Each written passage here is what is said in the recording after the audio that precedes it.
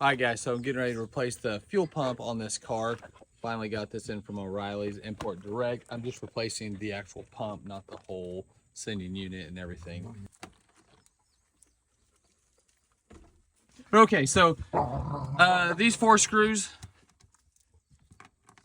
took those out. Of course, unplug these. Sorry, the socket is a 5/16. Could be.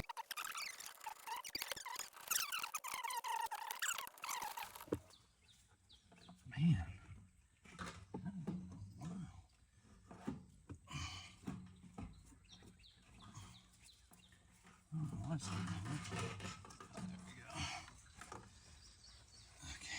That's weird. Okay, so let's see what happens. I don't hear anything. Thought I hit record, I didn't.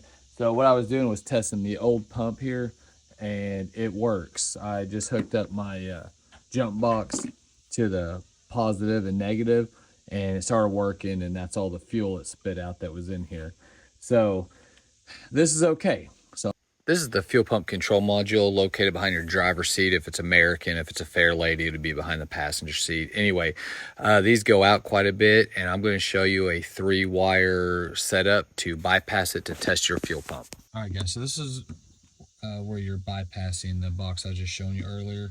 So you're going to put 2 wires here and here, and then that's going to come here and here. So obviously this connects to this. So, but this is how you bypass it. And then we're taking this, our ground wire, and it's going to go right here to this one. Okay, so essentially you're just bypassing this connection here. All right, guys, so it's hooked up.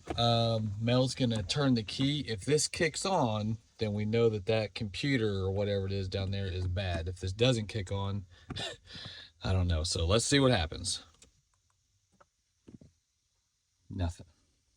And I don't know if that's a good ground. I would think that's a good ground, but I don't know.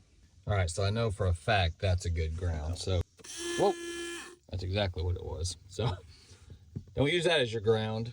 Use that as your ground. So that tells us we need to replace that.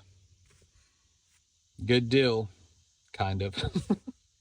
Oh yeah, baby. Look at that thing.